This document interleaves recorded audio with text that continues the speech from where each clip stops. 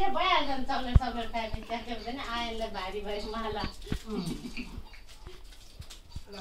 दाइले आडेस लाएर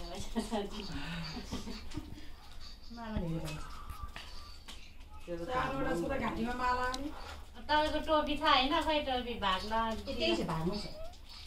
अहिले त्यो भाग दिँदाखेरि लगाइदिनु यो राखिदिनु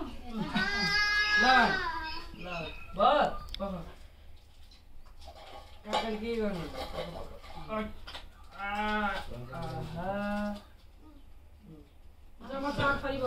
5 भयो